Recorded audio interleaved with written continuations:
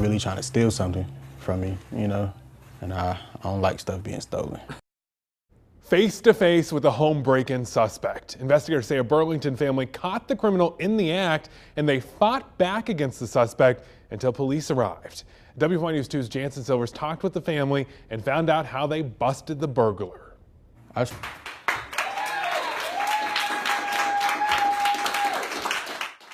Those loud cheers are for Tyler Beauvais. The triad teen is starting to walk without a cane. He even led a parade through the streets of Archdale this week as the junior grand marshal. You might remember Tyler survived a car crash this summer that killed his whole family. They were on a vacation in Utah and he didn't come back home until months later.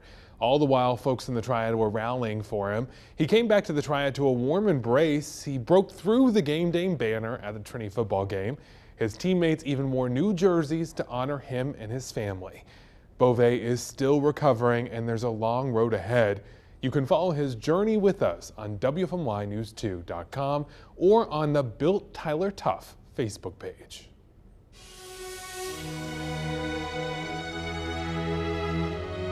A country stands and honors President George H.W. Bush this week. Air Force One arrived in Houston today to transport his body to D.C. for a public funeral. He'll then come back to Houston for a second one.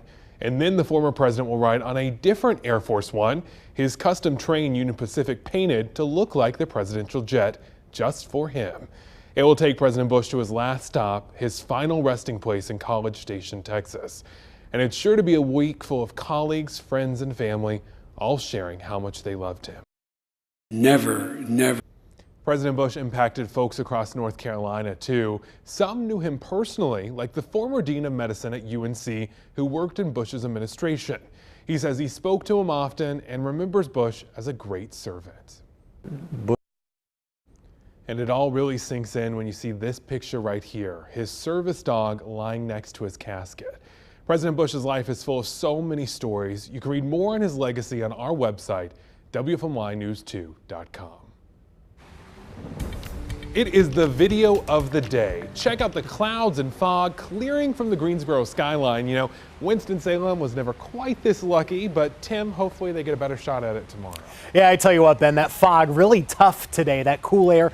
But there's the possibility we could be dealing with our first winter weather of the season, what we know, what we don't know, and what you should be looking for throughout the week. That's going to come up in my full forecast in just a bit. Yikes, don't like to hear that. So first it was Business 40, now Winston-Salem is dealing with another road closure. Expect Patterson Avenue from 3rd to 4th Streets to be closed starting tomorrow through Friday. The city of Winston-Salem posted this on Facebook today. Duke Energy has been given permission to close the area in order to do some overhead utility work. Detours will be posted, so look for those orange signs if you have to drive that way. 5 new Triad sheriffs are preparing for their first day of work tomorrow. There's Bobby Kinnebro, who will be taking over for Forsyth County, Richie Simmons in Davidson, Greg Siebold for Randolph, and Steve Hyatt will take over in Surrey County. And in Guilford County, Danny Rogers won over longtime Sheriff B.J. Barnes. Barnes was sheriff in Guilford County for 24 years. As his time comes to an end, Barnes is looking towards the future of me. Sheriff-elect Danny Rogers has informed nearly 30 employees that they will not have a job when he starts. Again, that is tomorrow. Another area university is renaming a building because it brings up memories of a racist past. This time, it's Duke University's Carr Building, named after Julian Carr, a big donor to the school. However, Duke University says that Carr was a white supremacist and a member of the KKK. Duke says that his beliefs don't support what the university stands for, so the building will simply be called the Classroom Building until they can decide on a new name.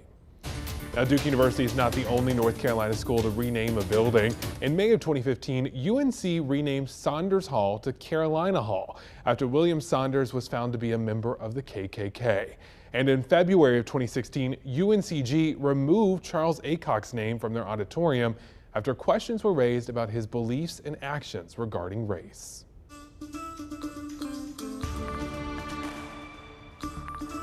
I guess he's going to kill me with it. The mom of a North Carolina catfishing victim is sharing her story after investigators say her daughter planned to kill her to get insurance money to pay the scammer. The online romance started in January when 65-year-old Roxana Reed fell for someone she met on Facebook who called themselves Scott Humple. Reed claims the scammer started asking for money to pay for medical bills. Even though they never met in person, she sent the stranger more than $50,000 over 7 months. Reed's 88-year-old mom says her daughter never realized she was being catfished. Then it wasn't long till he had a wreck and was in the hospital and needed money. So it's just stuff like that. And she just felt so sorry for him. I knew she did. Court records say Reed borrowed at least $45,000 in the name of other people. When the money started drying up, investigators say she and the online suitor cooked up a plan to collect life insurance money. Emma Hammondtree doesn't believe her daughter would have actually gone through with the plot to poison her. In fact, Reed's picture is still displayed right in the entryway of the home the two share. The last picture taken of Reed was in the Wake County Detention Center. Now, according to the FBI, there were almost 15,000 reported romance scam complaints in 2016. Losses from them exceed $230 million. The biggest red flag here is when they start asking for money. The holiday season starts tonight. Yes, tonight. And tonight is the first of 8 nights of Hanukkah. Folks in Greensboro came out to celebrate in LeBauer Park, where they lit the first candle on a giant menorah. We use our cell phones almost 24/7, but the pocket computers, are they actually giving you cancer? We're going to look at the phone and some research to find out the hidden dangers coming up next. Right now, how far away is your cell phone? I'm willing to bet it's probably within reach. In fact, mine usually right here over at this table so I can tweet and Facebook with you during commercial breaks. But a viewer wanted to know if having our phone so close by all the time could actually be causing cancer. So we sent our Verify team to the experts to find out. Tim, you posted on the WFMY Facebook page earlier today. It's got a whole lot of people talking because there's a possibility of some big news this week.